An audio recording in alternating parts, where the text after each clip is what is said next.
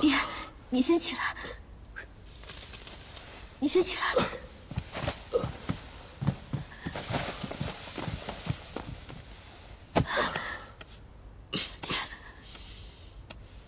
玄机，你看清楚，妖族手段如此残忍恶毒，这便是他们的本性。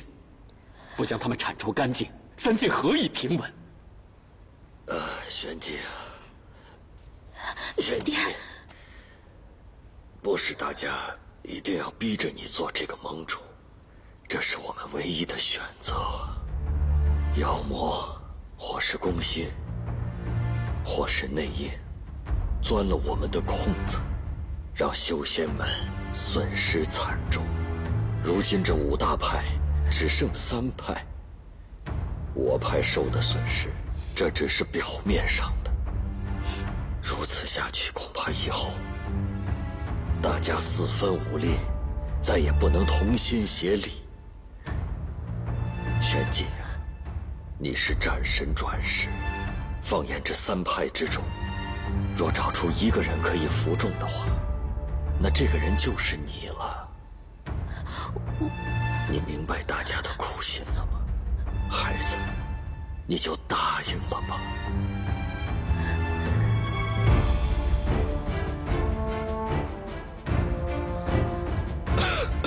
爹，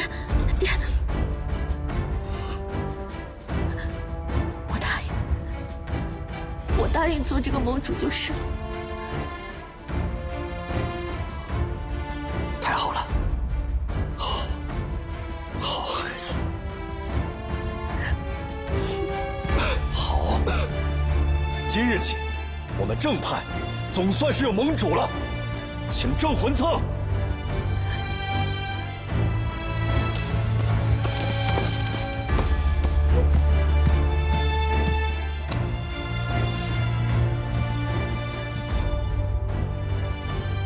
诸位，这镇魂册记的是这几年死在妖魔手中的弟子名单，共372人。如今他们尸骨已寒，可作恶的妖却尚在人间。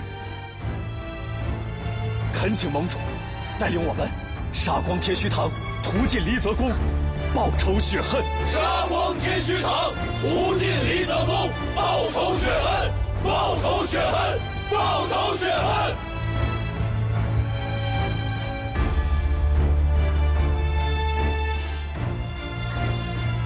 屠尽离泽宫。正是，请盟主下令。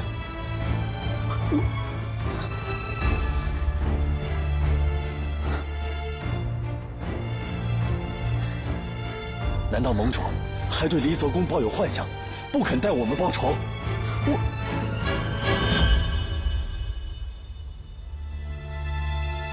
玄机另有其意，诸位不要误会。如今天虚堂与离泽宫沆瀣一气，4把灵矢尽在手中，那么他们下一步要做的，必然是复活魔煞星。如果我们此刻只想着复仇，反倒会拖住其身，无法抽身，给他们成事的机会。浩辰长老的意思是，我们首先要考虑的是不能让妖魔奸计得逞。他们要复活魔煞星，那么最后一道屏障便是少阳秘境。所以我提议少阳派尽快回山守护秘境，待大家齐聚完毕，共聚少阳。一来可以共同守护秘境，二来则可以共同商讨报仇之事。浩辰师兄所也是我所想。好，那就让他们再多活几日，待我们3派齐聚少阳山，再议大事。只是我们知道，盟主与那12羽金翅鸟关系交好，还是恳请少阳派能够给我们一个承诺，今后不再与那妖孽有任何瓜葛，也是让大家放心。荣谷主，刚刚玄机不都已经答应做我们盟主了吗？过去玄机也是被蒙在鼓中，如今既已知道雨丝凤是妖，那么我相信，下次玄机若是再遇到雨丝凤，一定会将她挫骨扬灰，以慰我仙门亡灵。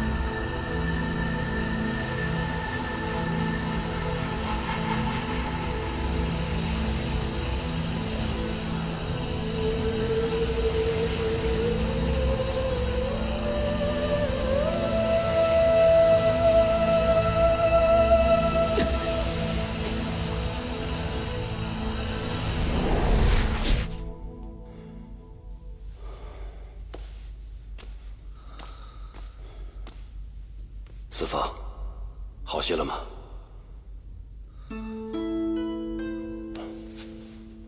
这是情人咒的解药，你快吃了它，也好了却我一桩心事。师傅，情人咒不是无药可解吗？这世上根本就不存在没有解药的毒咒，只不过要付出不同的代价罢了。情人咒既然因情而生，这解药自然是破除迷障。你吃了后，就可以忘却一切，心中再没有那个人，情人咒自然就会烟消云散。此物非凡间之物，离则功也仅此一个。吃了吧。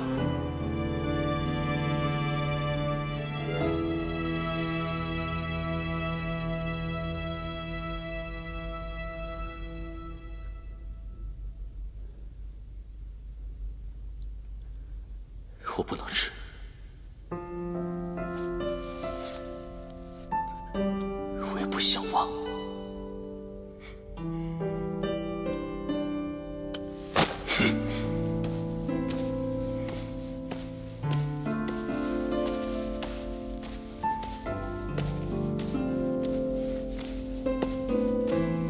你还不肯忘记他吗？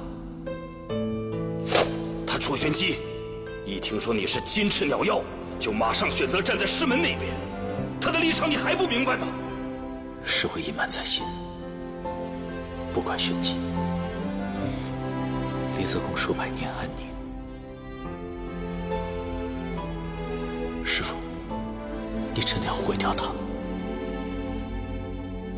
还有，玄机的娘亲，真的是你杀害的？谁让那个女人多管闲事，要带走我的浩峰？这世上，谁也不能把我和浩峰分开。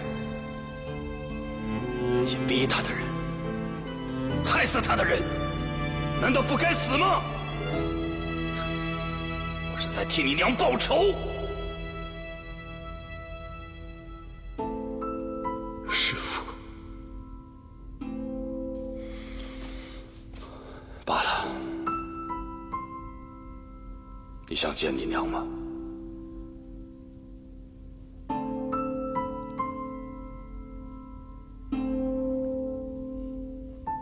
四方，这就是你娘。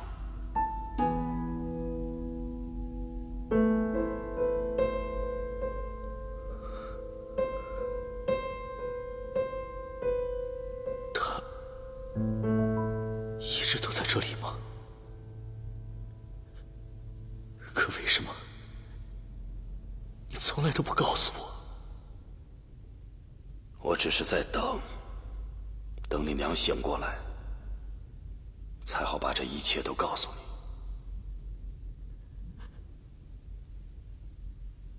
我娘，她是一个怎样的人？她是这天底下最好的女子。我记得我第一次见你娘的时候，跟你现在的年纪相仿。我第一次出门历练，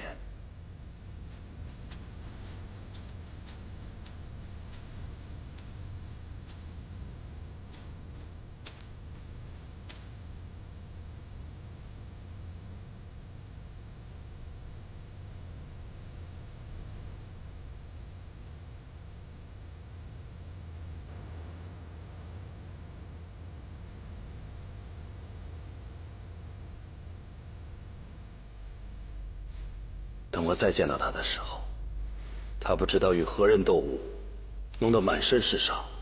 我救了她，细心替她疗伤，我们便生了情。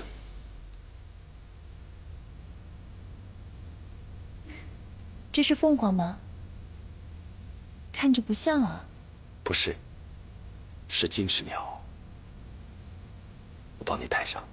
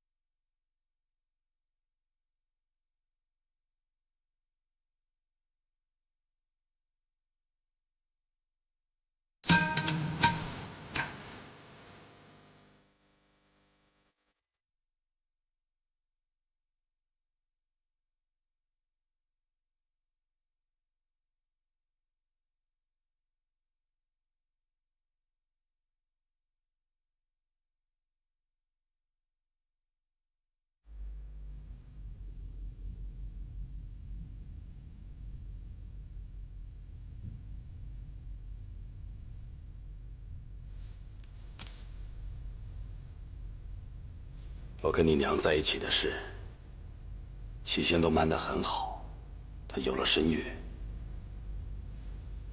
我们也期盼着你的到来。可谁知道，她临盆的那一天，老公主知道了一切，非常生气地赶来，差点当场杀了你。后来知道，你继承了12羽血脉，才改变了主意。老公主不由分说地将你带回了李泽宫，逼我戴上了情人咒面具。我是何其的幸运！你娘懂我，惜我，无怨无悔，哪怕知道我是金翅鸟药，也对我不离不弃。唯一遗憾的是，你不在她的身边。直到那些可恶的仙门中人来找她，直到她与妖结合，逼她说出我的下落，你娘是为了保护我们，她才……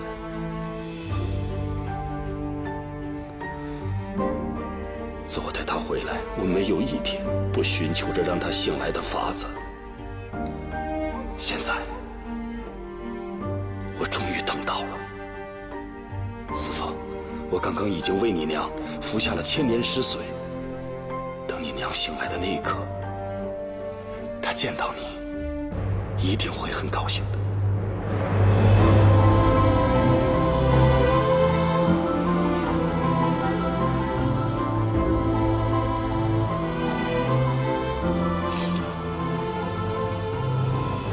师父，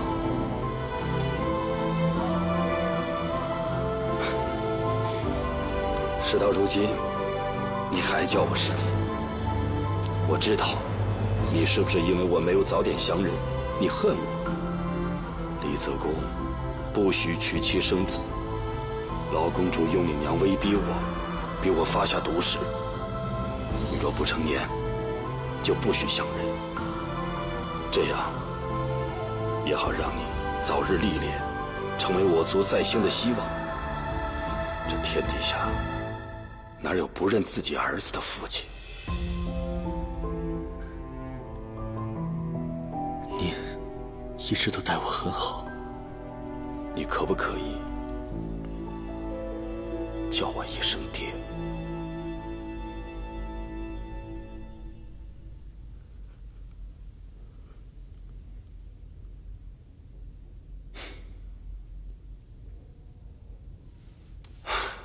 罢了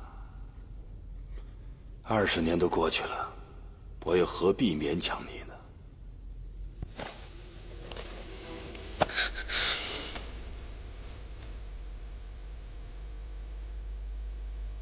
爹，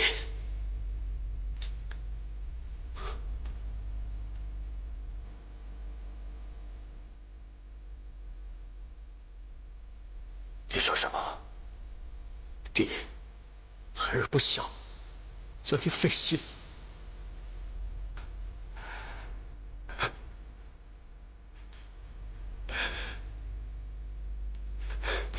来，快起来。好孩子，爹爹我好开心。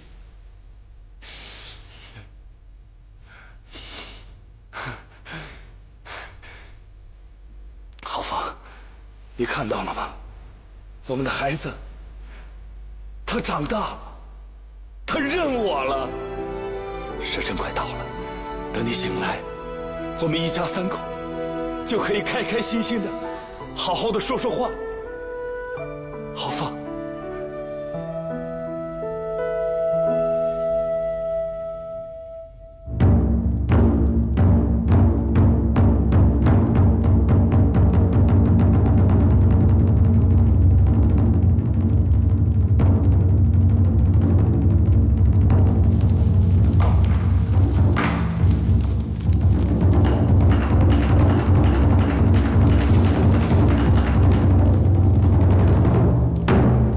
师哥，你终于出来了！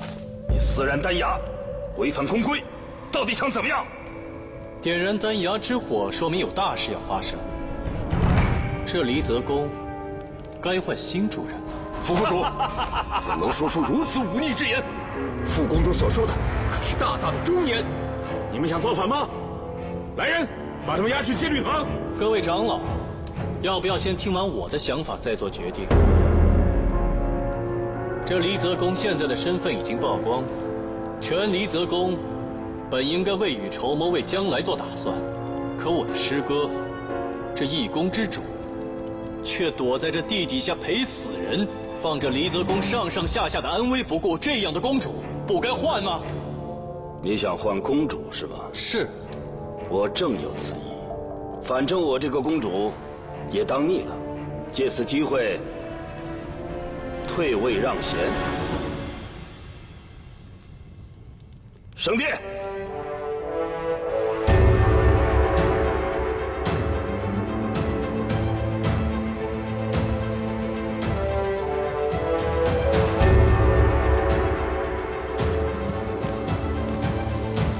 司凤，你就站这儿吧。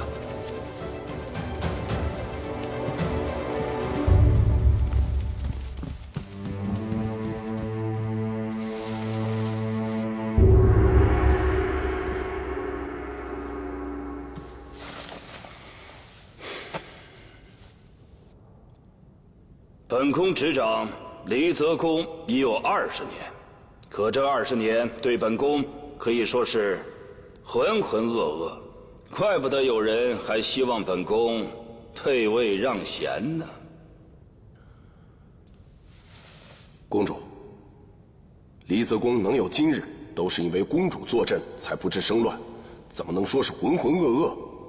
这些年大小事务都是副公主在操劳，罗长老却说是公主坐镇，真是睁眼说瞎话。贺长老，行了，自己的事我自己最清楚，你们就不要再争执了。这个公主也当够了，是时候把离泽宫交到一个明白人的手里了。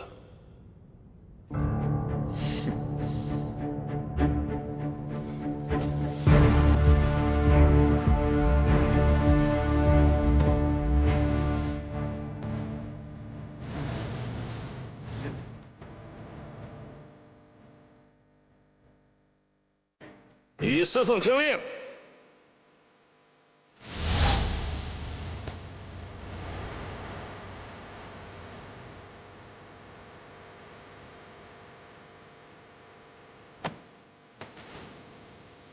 即日起，你就是离泽宫的新主。这公主的信物金羽令，就交给你。丹崖已燃，命羽已降，你是12羽血统的继承者，你的血统无人能及。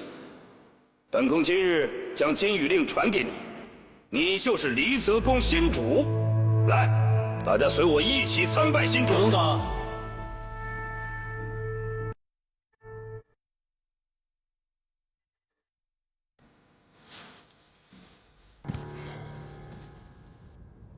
师弟。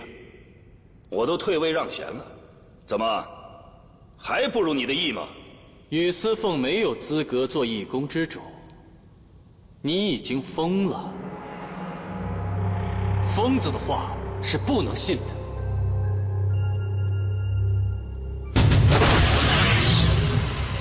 找死！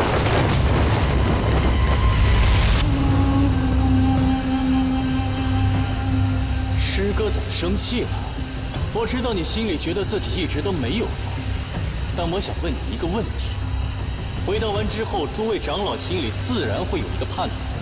你想问什么？退位之后，师哥想去做些什么呢？我和浩凤情投意合，当然是要随他远走高飞了。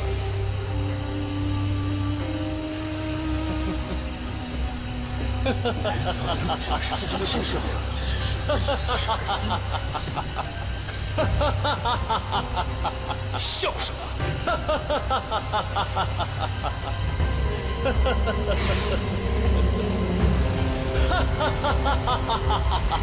住口！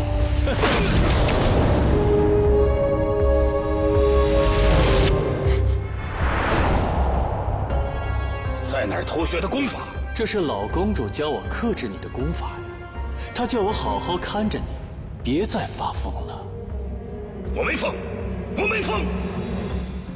师哥，浩凤如果还在，他只会恨死你。情投意合，我看你是真的疯了。你胡说，胡说！师哥，我在这儿呢。在你的嘴里，浩凤对你是真情无悔、不离不弃，还为你摘下了情人咒面具。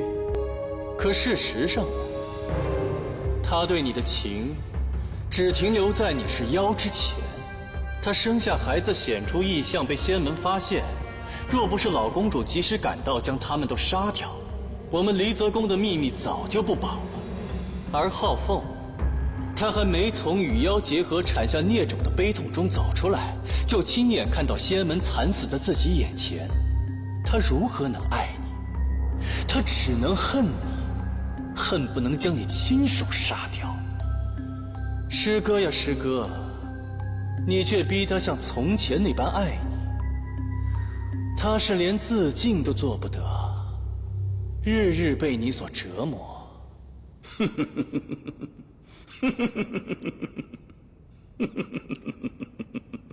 你编呢？继续编呢？我早就知道你有预谋，你觉得我会相信吗？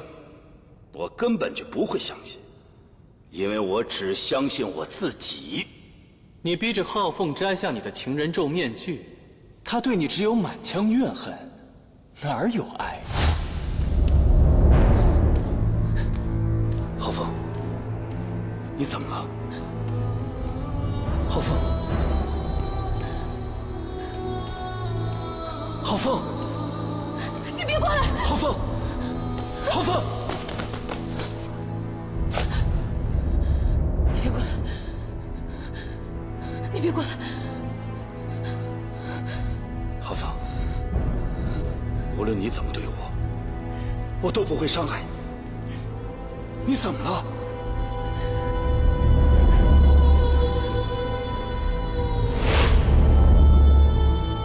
你被情人咒反噬，他终有机会逃出去。你连妖身都控制不住，被少阳派的掌门夫人何丹平撞了个正着，这事儿你还记得吗？师哥呀师哥，你可真是将我们离泽宫上上下下所有人的安危抛之于脑后，匆匆打了何丹平几掌就去追你的浩凤。要不是我跟在后面亲手替你解决了何丹平，这少阳派早就知道了我们离泽宫的秘密，带着各仙门派杀过来了。原来是你杀了玄机的娘。对，就是我做的，又能怎么样呢？我还不是为我师哥收拾这烂摊子。老公主就是偏心呢，犯下了这么大的错还偏爱于他，就因为他是12羽血脉的继承人。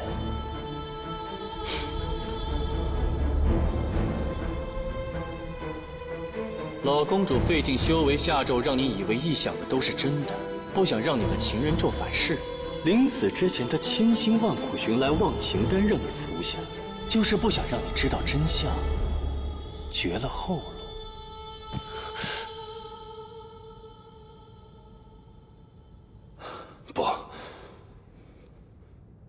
不是，你胡说八道！你是一个奸猾的小人！明明是浩凤亲手揭下了我情人咒的面具，他发过誓，不管是人还是妖，他都会跟我厮守终身，这才是真相！你不要信口雌黄！爹，你怎么了？师哥，害死浩凤的人不是别人，是你自己呀！不是这样，不是这样！我没有说谎，这事罗长老也知道，你可以去问问。你给我闭嘴！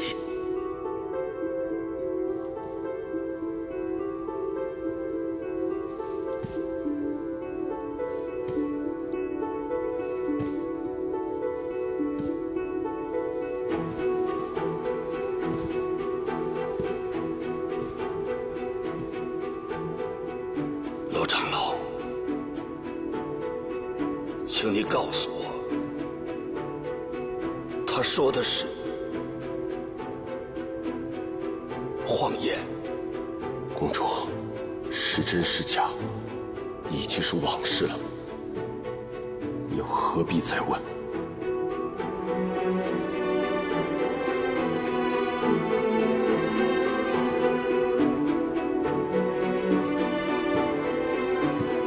罗长老既然不愿意说，罢，那我就拿出我珍藏20几年的宝贝，给我的师哥看一下。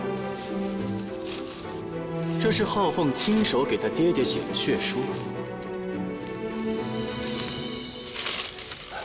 我来给我师哥读一下。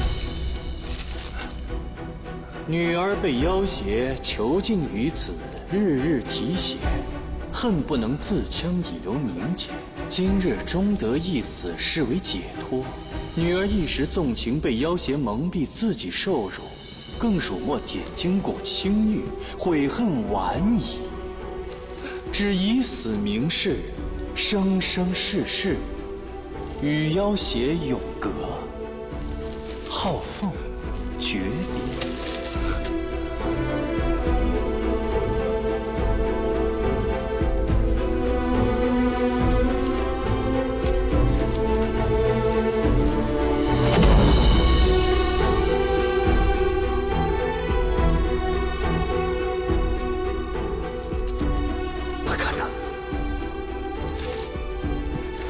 师弟，你告诉师哥，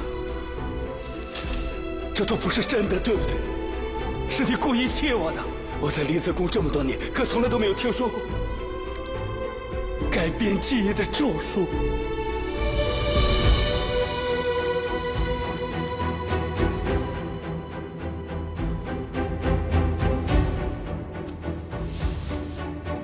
那师哥告诉我这是什么？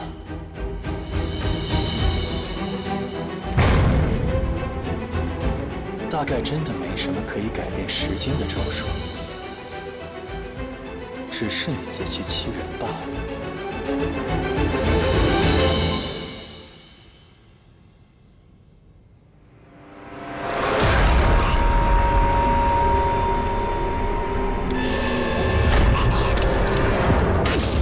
公主，爹，你不要再说了。你的情人咒发作，快付往清单吧。师哥，你这是怎么了？倘若你真的与浩凤两情相悦，这情人咒早就解开了，怎么又发作了？你住口！雨思凤，你宁愿让我住口，也不想知道你是……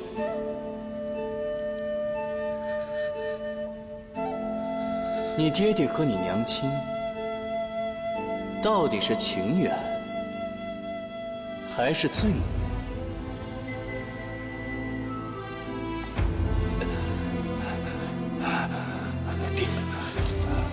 你娘已经服下10岁了，她很快就会醒过来的。她会告诉你，我们是如何的相爱。她说谎。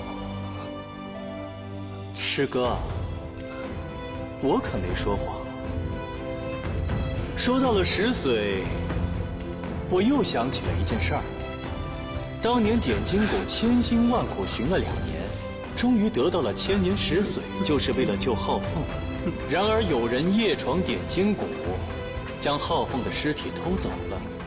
点金谷苦寻时限已过，老谷主痛苦致死，什么都没有。唉，师哥，这件事情你应该是不知道的。你什么意思？什么时限已过？修行之人身亡而残留，3年之内，以千年10髓得以挽回；3年之后，元神消散，就什么都没了。这世上哪有什么起死回生的药？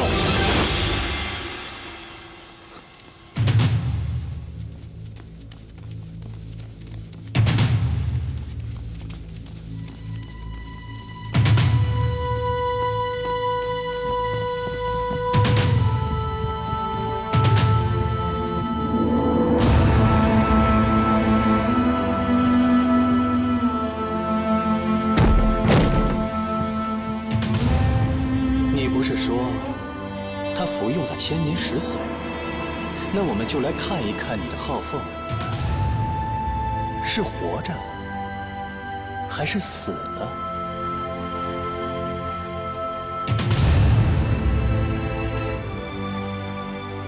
开棺！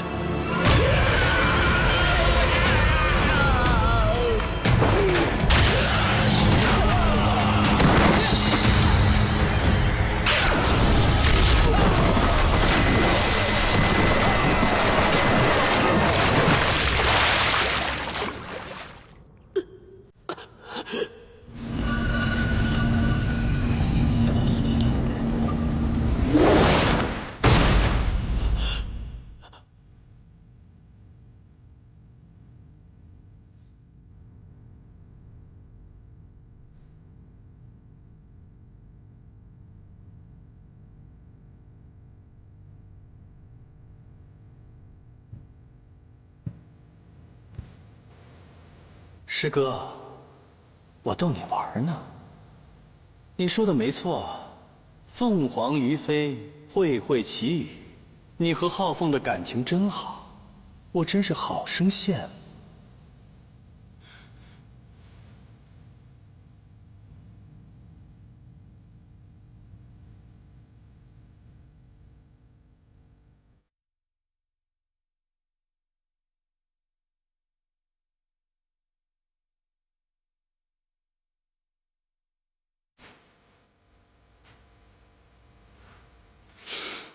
师哥，你看，他没死。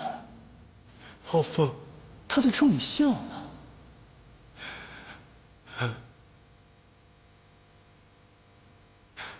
好。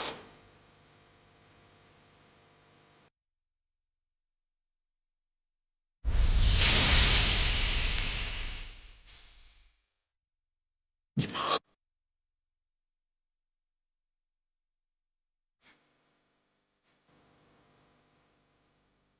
我绝不会和你这个妖孽，我绝不会和你这个妖孽在一起。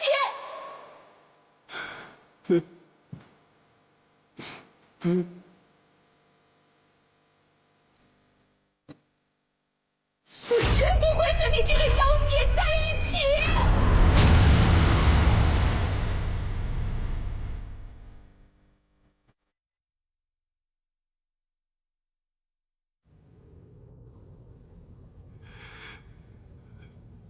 凤凰于飞，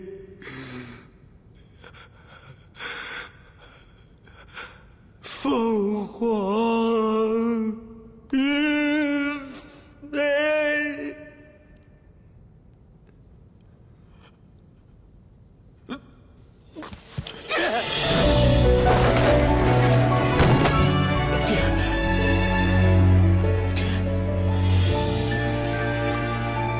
你娘不知道我是妖之前，她是爱过我的，我们真心相爱过。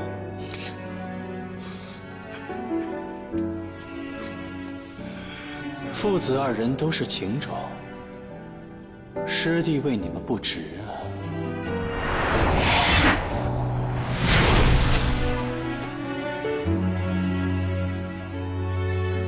爹这一辈子费心尽力，却走了一条最可笑的路。我对不起，更对不起你娘。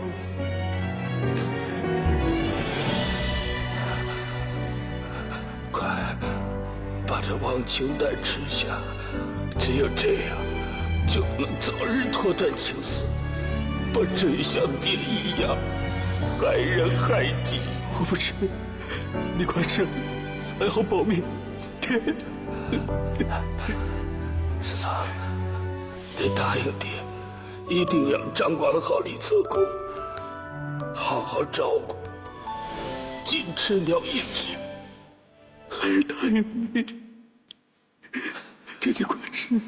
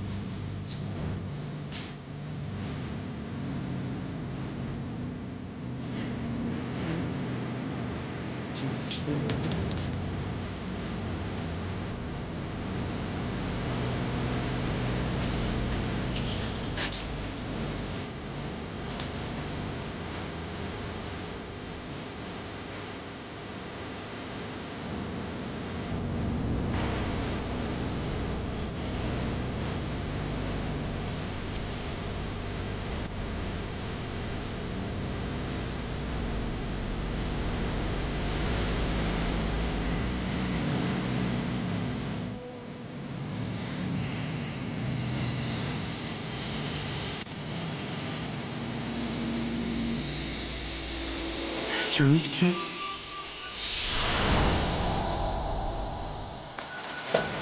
李泽公弟子跪送公主登仙。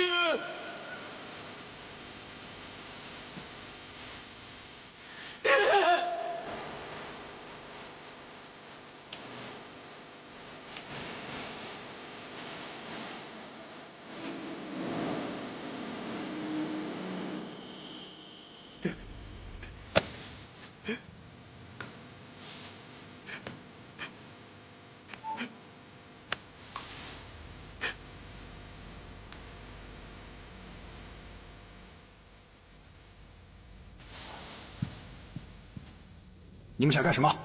为何不跪？所有离泽公弟子都得跪送登仙，还不跪下？咱们这位公主，身前是糊涂，身后是不明，我们不肯跪她，也是当然。除非离泽公新主能服众，咱们才认她这个老公主。副公主雄才大略，德配天地。我认她为离泽公新主。我等认副公主为离泽公新主。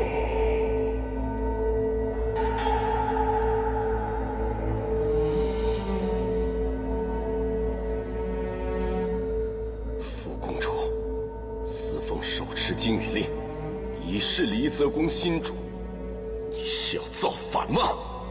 什么是造反呢？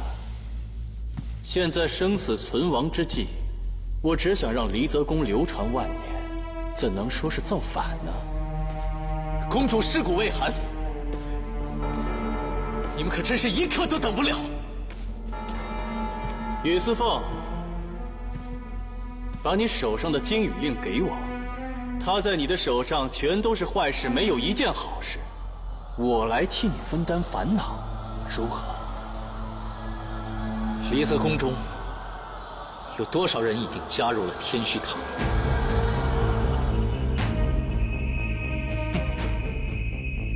这天下妖啊魔啊本来就是一家，还分什么天虚堂和离泽宫？白长老，离泽宫公规第25条是什么？入我离泽宫，终生不可再入他派，不然就是叛徒，人人可诛。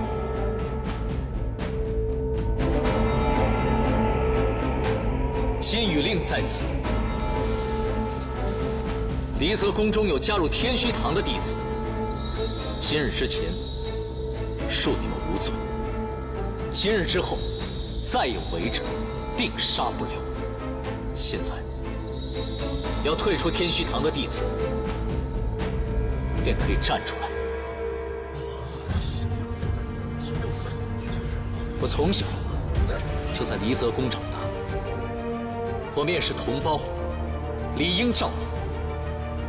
不要再为天虚堂这种邪魔恶党枉送性命。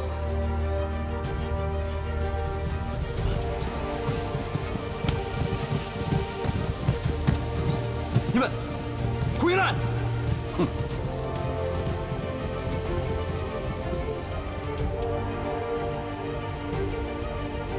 副公主，你结党营私在前，造反犯上在后，公规不容。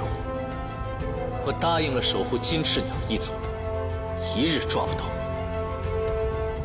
便一日不会罢休。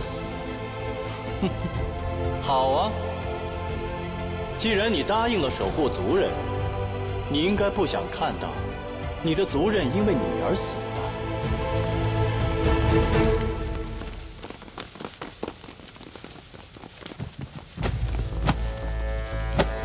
你挟持自己族人，简直丧心病狂！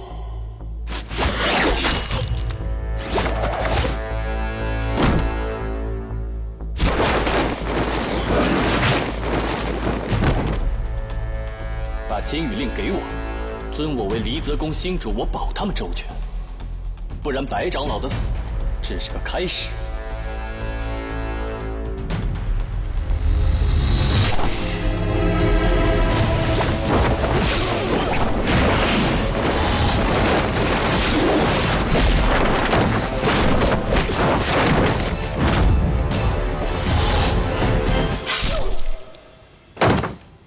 于思凤，如果你再出手，我保证这些弟子头颅落地。何必两败俱伤呢？我只是替你执掌离泽宫几日，危机一过，我保证将金羽令双手送回。如何？还是说，这金羽令比这些人的命更重要？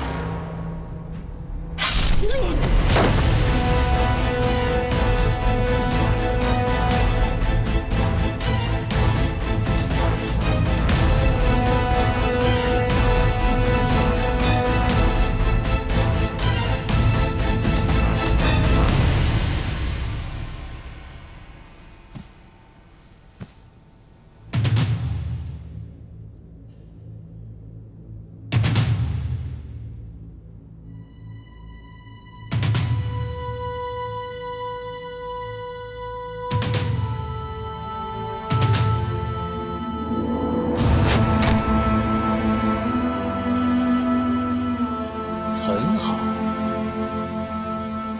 从今天起，离泽宫封我为主，听我号令。这第一号令，离泽宫上上下下加入天虚堂，违者杀无赦。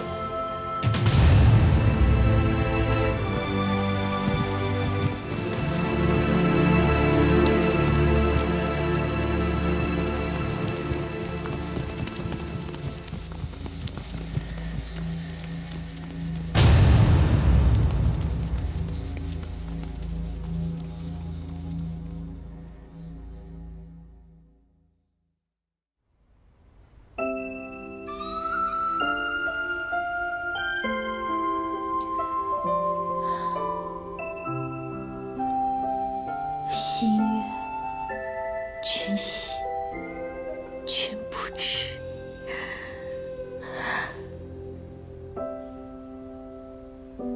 师父，你的心意，我现在终于明白了。师兄，楚女侠她喝了不少酒，已经醉得不省人事了，可还是抱着酒坛，死活都不松手，怎么都劝不住。师兄，你快过去瞧瞧吧。但我懂得是不是有点晚？你一定也害怕过、着急过、动摇过，对吗？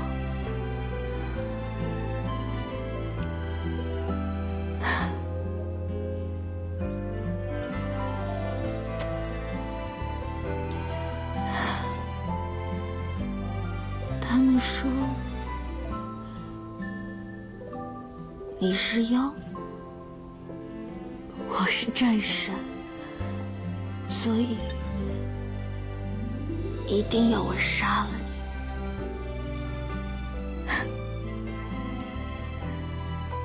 你，杀你！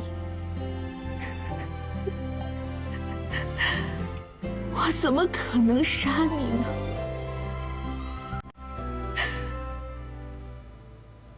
我怎么可能杀你呢？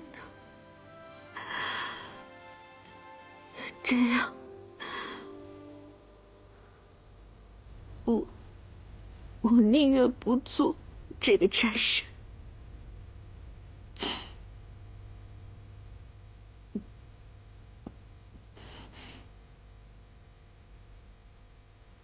师父，我知道我明白你的心有点晚，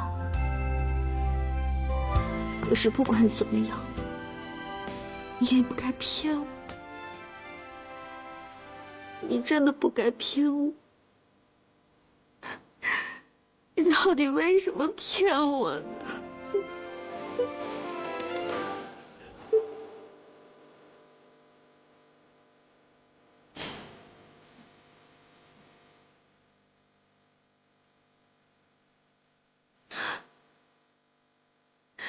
为什么？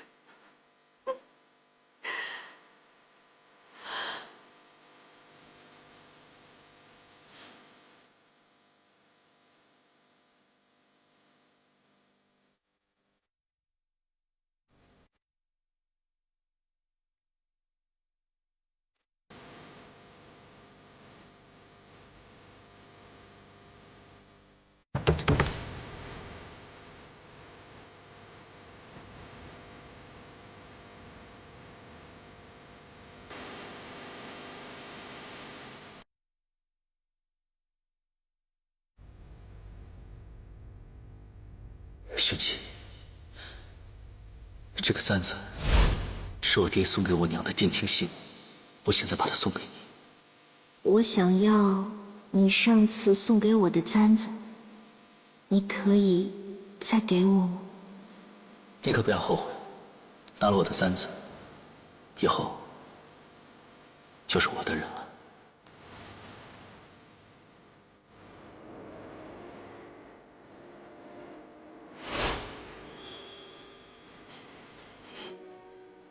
子湖，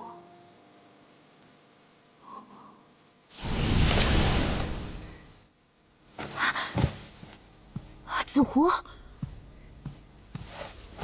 你这鼻子倒挺灵啊！你伤好了吗？你来这儿实在太危险了。你不用担心我，我已经遇到庭奴和柳奕欢，庭奴治好了我的伤，我是放心不下你，所以特意回来看看。小司凤的事儿，我听说了。她是12羽金翅鸟，你们还交了手，我也没想到她是。可是，你很介意她是妖这件事吗？我不该介意吗？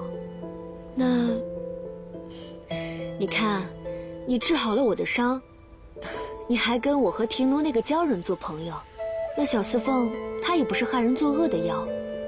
天虚堂和离泽宫的事情，我想他之前也是不知晓的。那，你不能……这不一样。他不应该骗我，他是我最信任的人。可是他连他的身份都在瞒我。那以前他跟我说的话、做的事，到底哪个才是真的，哪个是假的呢？是真是假？那你把他抓过来，问清楚不就完了吗？是负心汉，你一刀把他斩了。倘若是有误会的话，两个人好好把话说清楚，把误会解开了，看看有什么方法能够解决。两个人在一起，最怕的就是白白误会，错过了，很有可能就是一辈子的，会后悔的。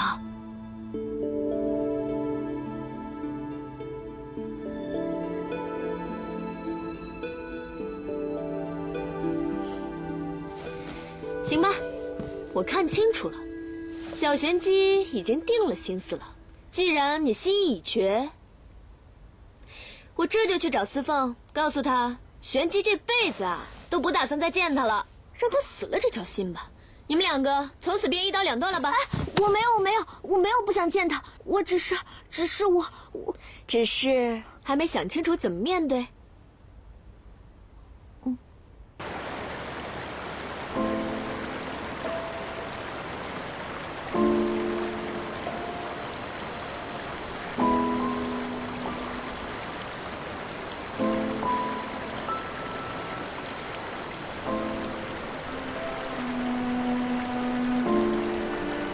玲珑，你已经是我的女人了，怎么还帮着一个叛徒说话？谁是你的女人？你无耻！你忘了我们之前是怎么缠绵的吗？没有你在我的枕边，我可是睡不好。就是这位少阳大小姐跟那个梧桐可精彩的很啊！难怪被天虚堂害完还能得救，这哪是得救啊，是自救啊！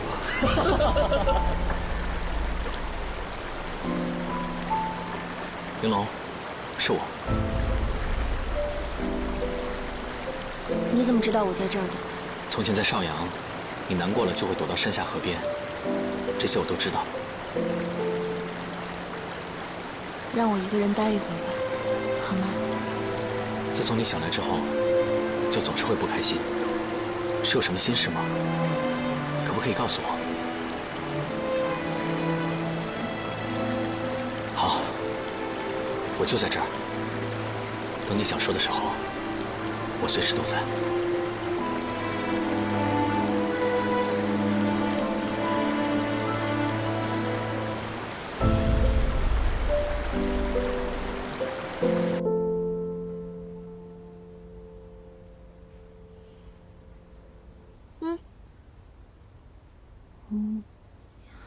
子火，你说，为什么偏偏就是李泽公，偏偏就是金翅鸟妖，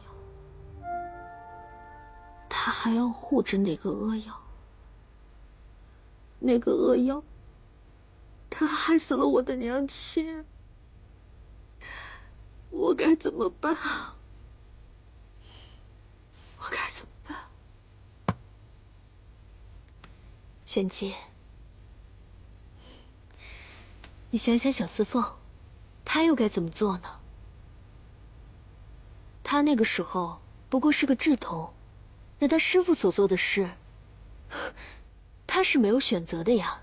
对她来说，只有生育教养之恩。而且我听柳一欢说了，她师父还是她生父，她各中曲折，她也是才刚知晓。那你说？四凤该怎么做呢？他也很难两全啊。怎么会？玄机，我知道你这些日子的心结、苦闷、种种冲击带来的苦痛，我想四凤应该所承受的痛苦不会比你少的。老娘活了1000年了，有些事儿我是彻底想明白了。这一辈子看着好像很长，其实只能追随一个信念而活。那对你而言，就看你是爱追随仙门，还是追随你的心了。可是，光我自己有心有什么用？是啊，所以也要看看四凤的心啊。我现在就去找柳一欢，让他找到小四凤，你们2个一定要见上一面。把话说清楚。可是我明天就要回邵阳了。你放心吧，我会有办法找到你的。等我好消息。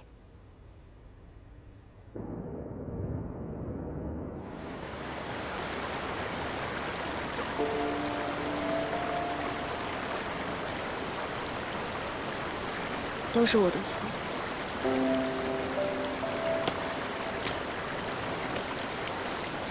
你说什么？我说我被巫童抓住，是我的错，对不对？这怎么会是你的错呢？但他们都那样看我，我也不想被巫童抓住。可是，在巫童说了那些话之后，他们都那样看我。玲珑，何必去在意他们的看法？只要当做什么都没听见就好了。可是明明听见了，为什么当作听不见？明明发生了的事情，为什么要装傻骗自己没有发生？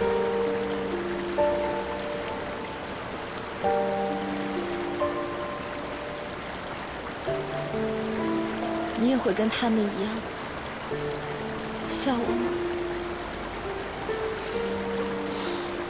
小的时候，村里每天都会有孩子围过来骂我是没爹没娘的野种，我只能装作听不见，因为如果我去在乎了，他们反而会骂得更起劲。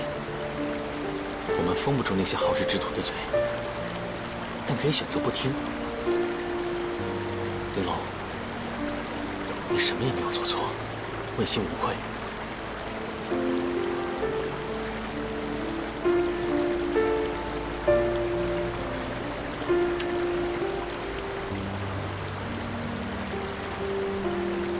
你放心，我会一直陪着你，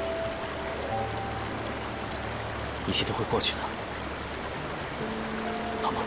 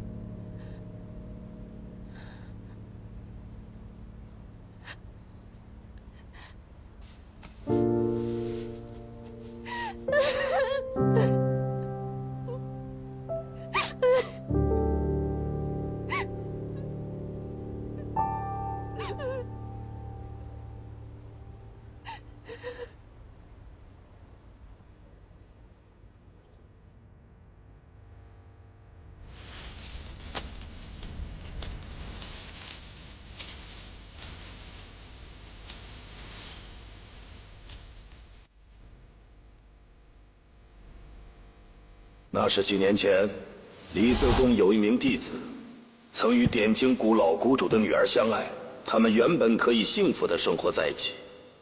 他们还有一个孩子，那些仙门弟子硬生生的抢走了老谷主的女儿，最后，他自刎而死。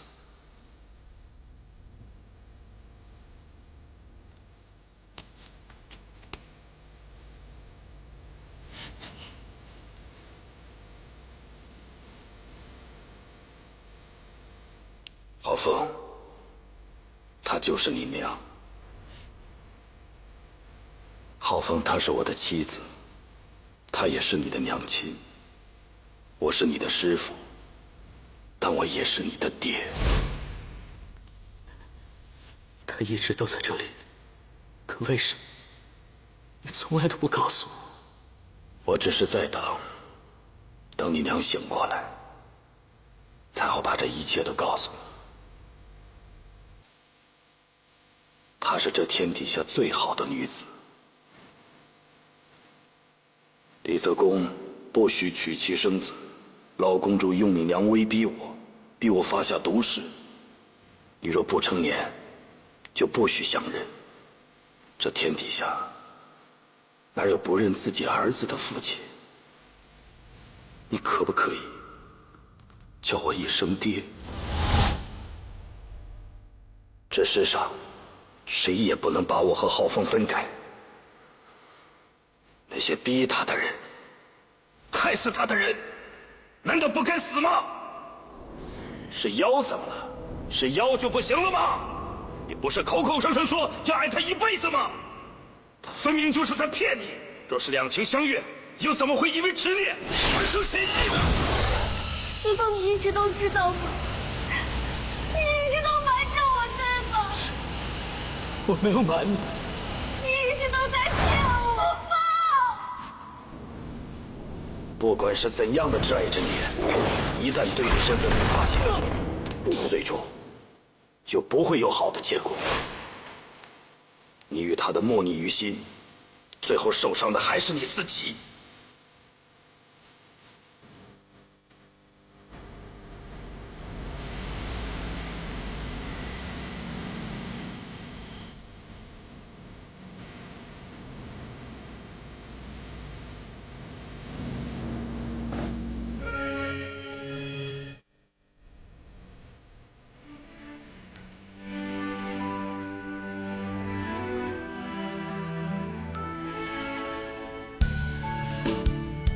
公主，主人总是不肯听小银花的话，小银花只有来求您了，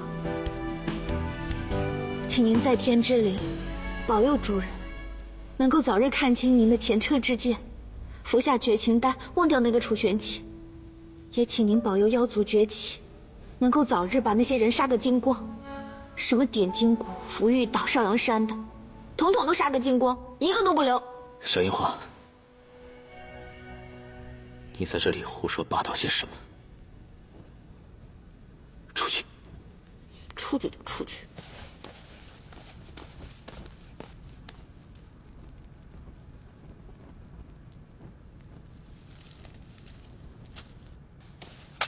公主，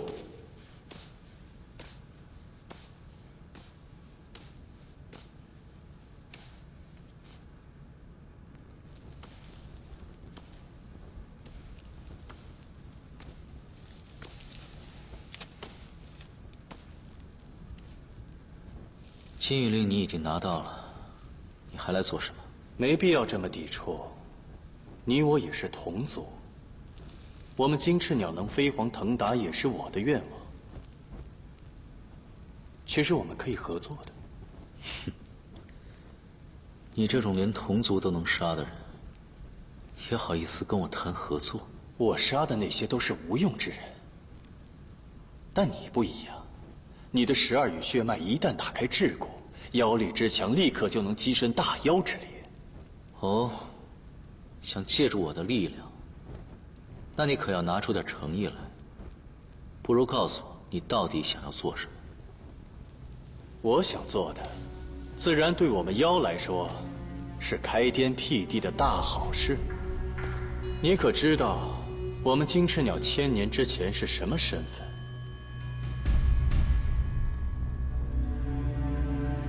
我们是魔域修罗王的亲卫军。1000年前跟随魔煞星第一队杀到天河的先锋，那时候的金翅鸟是何等威风，哪像现在龟缩在人间，终日戴着面具封存妖力的鬼样子。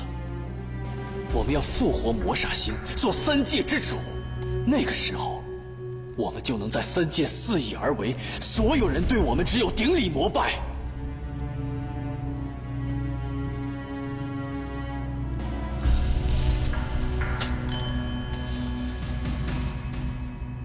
魔煞星早就死了，你这是在痴人说梦吧？你和少阳派走这么近，不会不知道吧？魔煞星的星魂被封在少阳秘境的琉璃盏中，只要救出吴之奇，用他手中的君天策海打开琉璃盏，就能复活魔煞星。我们受的1000年之辱，就能算个清楚了。既然如此，我倒是有一件事，一直想不明白，这与玄机何干？你为何要处处针对他？我今日坦诚的够多了，不如你也拿些诚意出来，我再告诉你如何。那你到底想要我做什么？